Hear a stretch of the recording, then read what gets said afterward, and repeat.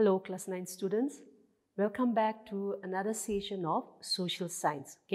And today also I will be continuing with the chapter that we have started in the previous session. Now we have already started with chapter 14, your chapter 14, that is institution of parliamentary democracy. And in the last session we have discussed till how laws are made or how a bill is turned into a law. So we have discussed till there. So today we will be discussing with the remaining parts. So please turn your books, your page to 198, page 198, and there today we will be discussing with those topics that are there in that, starting with that page. So the first one is we have the president, the president of India. So here we are going to discuss about the president of India, who can be the president or how is he elected or what are his functions and so on. So we are going to do that, So now if you are ready, let's go into it, Now when we say president here we are discussing about the president of India, So regarding this president of India, now when we look at the situation of India, or the Indian government. Now, if I ask who is the head of our country, if I ask the question, what do you think will be your answer? I'm sure all of you will think that it is the president, right? And in word, you are also correct because the president is considered as the head of the country. But what happens here is the president is the head of India only in name. Got it? He is the head of the country only in name. And the reason why he is the president only in name is because he is not elected directly by the people. Got it? We, the Indian citizens, we did not elected him as the president. We did not do it directly. And so that is the reason why it says that the president is the head of the country only in name, and the real head is the prime minister, because the prime minister, he is elected directly by the people. Got it? So that is the reason why we say the president is the head of the country only in name, because he is not directly elected by the people. Got it? So that is to do with president. So in India, in the constitution, it clearly states that India will be republic. Republic means where the head of the country is elected by the people. Where the head of the country is elected by the people. So that is called as a republic. And that is why, since it is written there in our constitution, the Indian government, we follows that, We follow that. So India is a republic. So that means the head of the country, the president, he is elected by the people. So the president is there, but as I've said, only in name because he is not directly elected by the people, So regarding this president, let's go into it now. So regarding the president, how is he elected? Because we've discussed that the president is not directly elected by the people, right? So the president, the election of the president is done through, we call it as the electoral college. The president is elected through by the electoral college. Now electoral college means we are talking about those people. You look into your textbook, page 198. That is all the members of the parliament, both the Lok Sabha and the Rajya Sabha. All the members of the parliament, both the Lok Sabha and Rajya Sabha, they are there under that electoral college. Then all the elected members of the legislative assembly, all the MLAs of the state, they are also included in that electoral college. Then this is how the members of the Lok Sabha, the members of the parliament and the members of all the MLAs of the state, they constitute the electoral college. And they are the one, who elects the President of India. So this is how the President of India is elected, through the Electoral College. Okay. Then regarding the President, he is considered as the head of the country. Okay. Then he is elected by the Electoral College. Then in order to assist him, okay, in order to give him more help, so to say, we also have the Vice President. And regarding this Vice President, we have discussed in the last session, that is, the Vice President is elected by both the houses of the Parliament. That is, the Parliament, the Lok Sabha and the Rajya Sabha, together they elect the Vice President of India. So that is how the Vice President is elected by the Parliament. Okay. Then regarding this Vice President, in one way we can say the Vice President, he does more power when the President is not in station. That means if the President goes out of the country, then during that time, the Vice President will be there in place of the President. Okay, he will be doing all the job of the President. So that is the main function of the Vice President. Okay, now coming to the most important topic here, which we call it as the Prime Minister. Okay, because just now we have discussed that the Prime Minister is considered as the real head of the country, isn't it? The Prime Minister is considered as the real head because the main reason is he is elected directly by the people. Okay, it is the people who have elected him. So that is the reason why the Prime Minister is considered more important. Now, when we talk about Prime Minister, some of you may be wondering, because we don't have a separate election for Prime Minister, right? So how can a person become a Prime Minister? Okay, there the answer is, what will happen here is, we all know how elections are conducted. Okay, we have discussed about the different political parties and so on. So now let's take the example of, right now we all know who our Prime Minister is, right?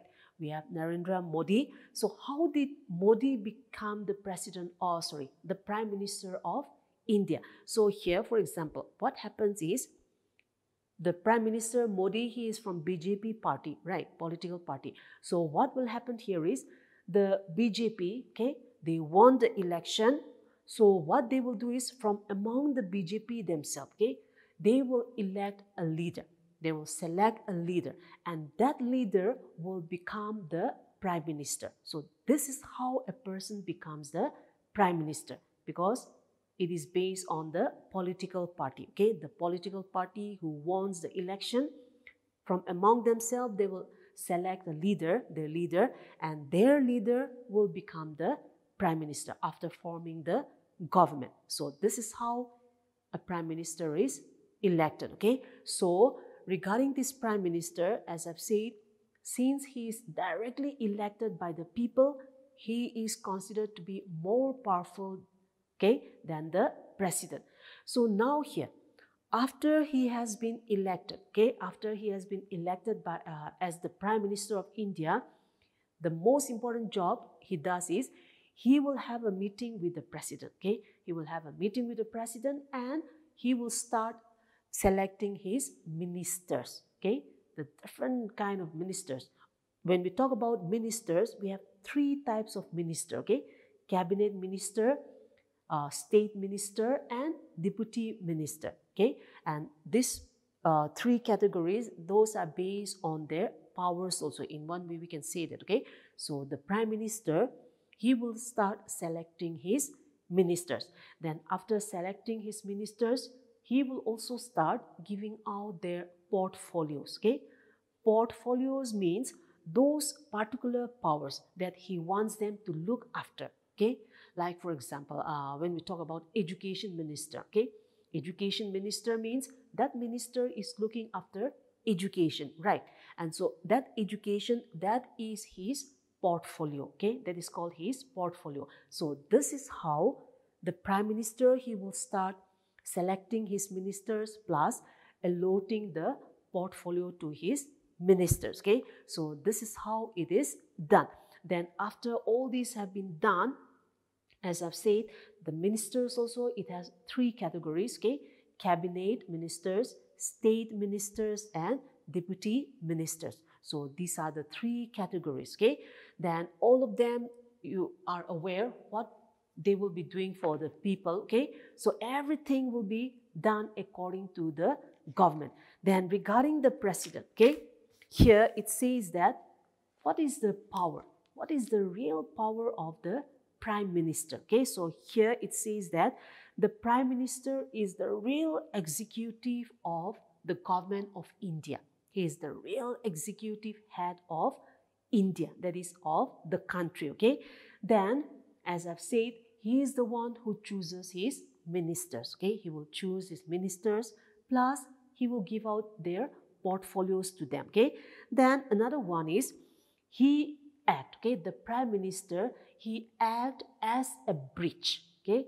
Or in other words, we can also say the prime minister, he act as a link between the president and the council of ministers. He is the bridge between the president and the council of ministers, okay? Like for example, if the president wants to say, give some announcement to the ministers, what he will do is he will tell it to the prime minister, and the prime minister will go and tell it to his ministers, or vice versa. So that is what we meant by the prime minister is the bridge between the president and the council of ministers, okay? Then regarding the president, he also acts as the chief spokesperson, okay? He is the chief spokesperson of the government on the floor of the house. That means when the parliament session is going on, okay? When the parliament session is going on, the prime minister is considered as the chief spokesperson. That means he is the one who has to say something on behalf of his ministers, okay? So that is what we meant by the chief spokesperson, okay? Then the next one is he also, that is the prime minister also function as the ex officio chairperson of the planning commission. He is the ex chief person, okay, of the planning commission. Planning commission means that is the commission, okay, and the most important job of the planning commission is they will plan out what they want to do or what they want the country to achieve, okay, or what are the things that they want the country to achieve, or what are the things that they want the country to do within that specific time. We call it as the 5 years plan, okay, or it can be 1 year plan or anything also, but that is the job of the planning commission. And in the planning commission, that is one of the most important job, okay, and here the prime minister, he is the ex officio chairperson. So that is to do with the function of the prime minister, okay? So the president, in this session we have discussed that about the president, okay? The president, he is elected by the electoral college, and this electoral college, it consists of both the members of the Lok Sabha and Rajya Sabha plus the MLAs, okay? Legislative Assembly. So they are the one who make up the electoral college, and they are the one who elect the president of India. Then regarding the vice president is elected again by the two houses of the parliament, that is Lok Sabha and Rajya Sabha. They are the one who elects the vice president. Then we have also discussed about the prime minister, okay? The prime minister, he is elected by his own political party. So the political party that won the election, from among themselves, they will select one leader, and that leader will become the prime minister. Then the prime minister, his function is, he is the one who select the council of ministers, okay? Then this council of ministers, as I've said, it also has three categories, okay?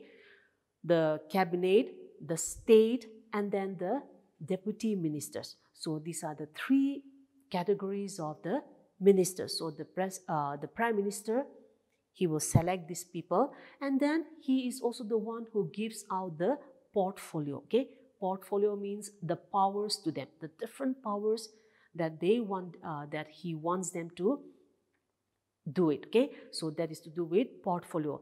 Then the Prime Minister, he also act as the bridge between the President and the Council of Ministers. Okay, so all these we have discussed in this session, and that is to do with the end of this chapter, that is chapter 14, Institution of Parliamentary Democracy. Okay, we have come to the end, but let's recap it. Okay, let's go do a recap.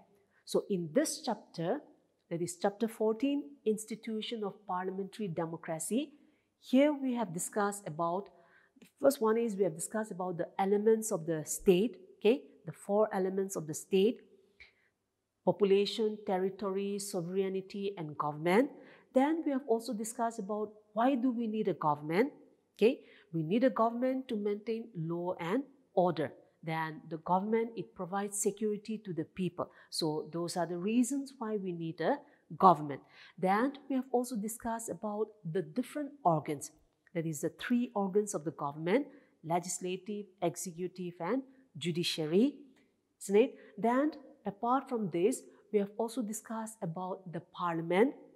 How many houses are there, isn't it? There are 2 houses, Lok Sabha and Rajya Sabha. Lok Sabha is called as the lower house, Rajya Sabha is called as the upper house. But then Lok Sabha is considered more important, more powerful, because its members are directly elected by the people. That is one reason. Then another reason is, we have also discussed that regarding money bill.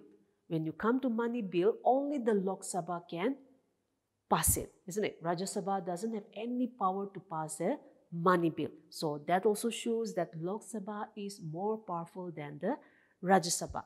Then we have also discussed about how laws are made, right? How a bill is turned into a law. And in order to turn a bill into a law, we have discussed that it undergoes 3 readings. First reading, which is called as the introduction. Second reading, which is called as the discussion, where everything will be discussed, the pros and cons and whatnot. Then the third reading, where they will vote on it. Okay, and after they are in favor of it, if they voted on it, it will be passed to the president.